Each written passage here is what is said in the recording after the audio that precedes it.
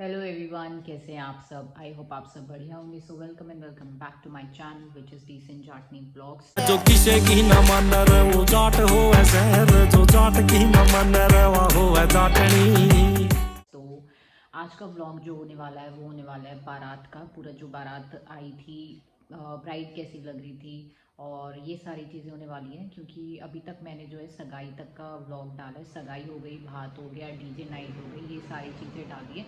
और आप सोच रहे होंगे कि मैंने वहाँ पर व्लॉग शुरू क्यों नहीं किया, वहाँ से क्यों नहीं स्टार्ट किया। एक्चुअली क्या हुआ था कि जो भात वाला हुआ ना, जैसे भात और जो बारात थी वो एक ही टाइम पे होती है लड़की वालों की तरफ से, कि भात उसी दिन लिया जाता है जिस दिन बारात आती है।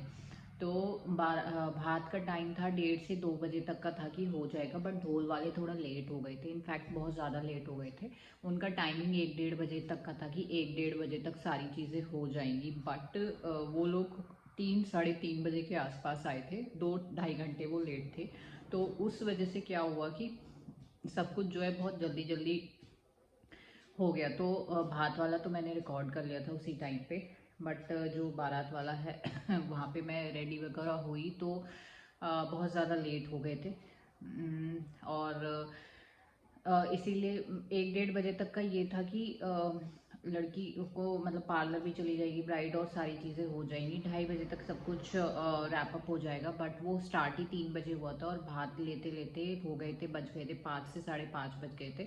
तो बहुत काफ़ी ज़्यादा टाइम हो गया था। तो मुझे वहाँ पे फिर उसके बाद आधा घंटा हमने रेस्ट भी किया, क्योंकि सुबह से और उससे नेक्स्ट डे भी हम लेट जा रहे थे। 3-4 दिन से ऐसा था कि हम रात को बुआ जी के घर से 12-1 बजे निकलते थे, फिर वहाँ पे घर पे 2-2:30 बजे पहुँचते थे, 3-4 घंटे की नींद लेते थे, फिर 10-11 बजे के आसपास फिर से हम उनके घर पे आ जाते थे रेडी वेडी होके। तो ये सारी चीज़ें हो रही थी, तो इसीलिए थोड़ा रेस्ट टाइम लग गया। फिर जो पहले मम्मी जी थी और बाकी जो लेडीज़ थी उनको थोड़ा सा साड़ी वाड़ी पहनाने में हेल्प किया, तो उस चीज़ में टाइम लग गया। 1-1.5 घंटा उसमें लग गया। फिर अपना रेडी होने की बारी आई तो 7-7:30 बजे फिर सबने बोला फटाफट फटाफट रेडी हो, वहाँ पे जाना, मंडप के लिए निकलना है। तो बस इसी हौच पौच में, इसी जल्दबाजी में मैं रिकॉर्ड नहीं कर पाई थी। यही एक रीज़न था कि वहाँ पे रिकॉर्ड नहीं कर पाई। और फिर उसके बाद जब हम वहाँ पे पहुँचे तो फिर डीजे वगैरह चल रहा था, तो काफ़ी शोर शराबा था। खाना वाना खाया पहले, खाना खाने के बाद उसके बाद जो अपने गेस्ट आ रहे थे, मतलब जिन्होंने जो हमने कार्ड लिए अपनी साइड से, तो उनको हम अटेंड कर रहे थे। उनको अटेंड करके उनसे भी थोड़ा बहुत टाइम, मतलब उनके साथ भी टाइम स्पेंड करना होता है। जैसे वो आते हैं फिर उनके साथ खाने के लिए उनको खाना खिलाना, ये सारी चीज़ें, तो उनको अटेंड कर रहे थे। तो इन्हीं सब चीज़ों में जो है टाइम चला गया, तो मैं रिकॉर्ड नहीं कर पाई। तो इसीलिए अब जो अभी ये पूरा ब्लॉग होने वाला है, जो थोड़ा बहुत मैंने रिकॉर्ड किया वो ब्राइड की एंट्री, वो आरती पे थाली और आरता कैसे किया, ब्राइड की एंट्री कैसे हुई, स्टेज क्या था, तो ये सारी चीज़ें मैं आपको इस वीडियो में दिखाने वाली हूँ। आई होप आप लोगों को ज़रूर पसंद आएगी। And bride was looking very beautiful, बहुत प्रिटी ब्राइड लग रही थी। और वो तो आप लोगों को अभी वीडियो में पता ही चल जाएगा, आप देखकर खुद बोलोगे कि ब्राइड सीरियसली बहुत ही सुंदर लग रही थी। तो चलिए आप ये पूरा व्लॉग एंजॉय करिए, ब्राइड की एंट्री देखिए, ब्राइड ग्रूम देखिए और स्टेज देखिए, आरता देखिए। तो ये सारी चीज़ें आप इंजॉय कीजिए। और by the time you are watching this video, आप मेरे पहले वाले ब्लॉग्स को जाओ देखो, चैनल को सब्सक्राइब कर लो, लाइक शेयर कमेंट करना ना भूलना।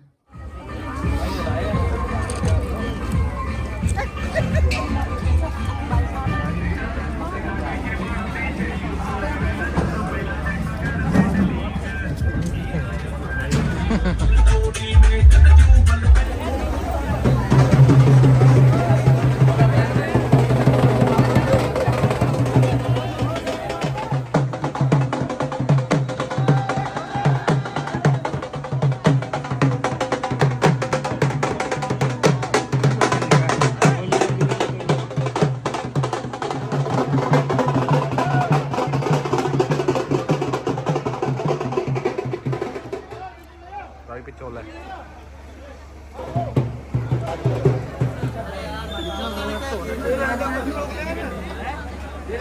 भैया मैम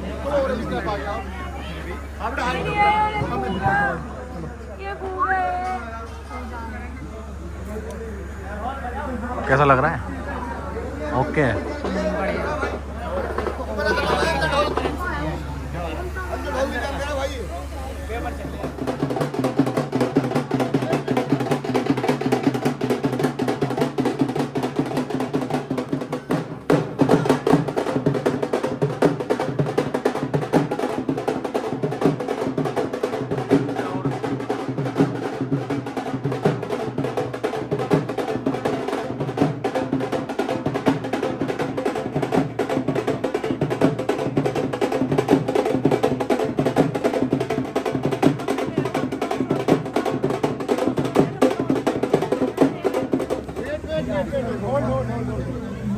आगे जाना 85 लगा। अबे यार दे सके 85 लगा के ले यार, मुझे ला दे फिर। इधर देखो इधर देखो इधर देखो। होल्ड है बच्चे, दोनों हाथ ऐसे रखना मैम, दोनों हाथ ऐसे रखना है। फेस थोड़ा सा इधर की साइड टर्न करो।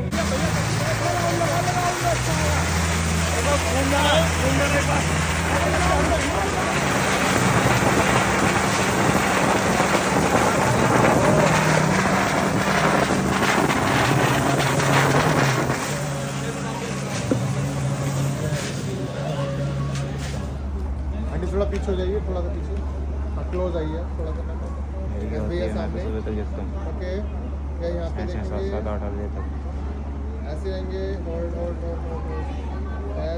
होपफुली आपको जो है ब्लॉग पसंद आया होगा। हमारी ब्राइड बहुत प्रिटी लग रही थी, नो डाउट उसमें। तो कमेंट करके, कमेंट बॉक्स में कमेंट करके ज़रूर बताना कि हमारी ब्राइड कैसी लग रही थी। हालांकि बहुत ही प्रिटी लग रही थी, तो उसमें तो कोई डाउट ही नहीं है।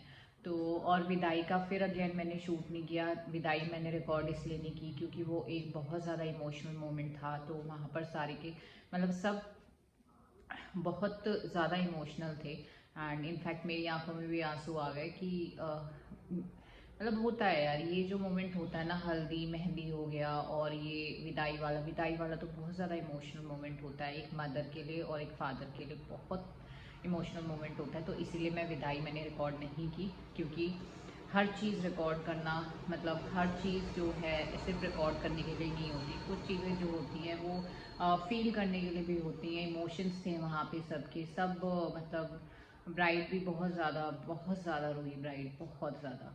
तो इनफैक्ट मैं सच बताऊँ तो इतना मैं अपनी विदाई में नहीं रोई थी जितना इस विदाई में वो ब्राइड रोई, बुआ जी की लड़की रोई।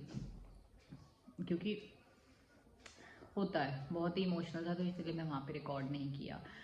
एंड ये तो हर उस लड़की को पता होगा जो मैरिड है कि ये कितना इमोशनल मोमेंट होता है। और हर एक लड़की जो भी अभी मतलब होने वाली है मैरिड, तो ये सब के लिए बहुत ज़्यादा इमोशनल मोमेंट है कि इतना टाइम अपने घर पे रहो और 25-26 साल आप अपने घर पे रहते हो, उसके बाद एकदम से आपको अपना घर छोड़ना होता है जहाँ पे आपने अपना बचपन बिताया होता है। तो बहुत सारी यादें ना उस टाइम पे जब आप विदा हो रहे होते हो, उस टाइम पे आपके दिमाग में चल रही होती है कि मैं इसी घर में पली बड़ी, मैं इसी घर में बड़ी हुई और अब मुझे किसी और घर में जाना है, वहाँ पर एडजस्ट करना है, वहाँ पर पता नहीं मेरा होगा नहीं होगा, कैसे एडजस्टमेंट होगा, सब लोग नए होंगे आसपास। तो बहुत सारी चीज़ें उस टाइम पे दिमाग में चल रही होती हैं कि कैसे फेस कर पाऊँगी एकदम इतने सारे नए लोगों को।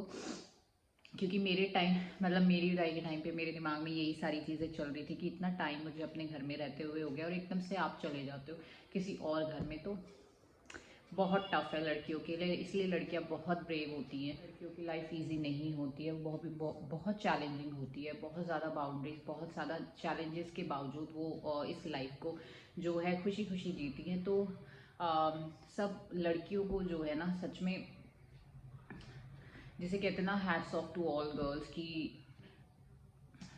वो इतना स्ट्रगल करने के बावजूद हंसी खुशी रहती है, खुश रहती है। तो और सबको संभालती है, पूरे परिवार को संभालती है, उनके ऊपर जिम्मेदारी आ जाती है।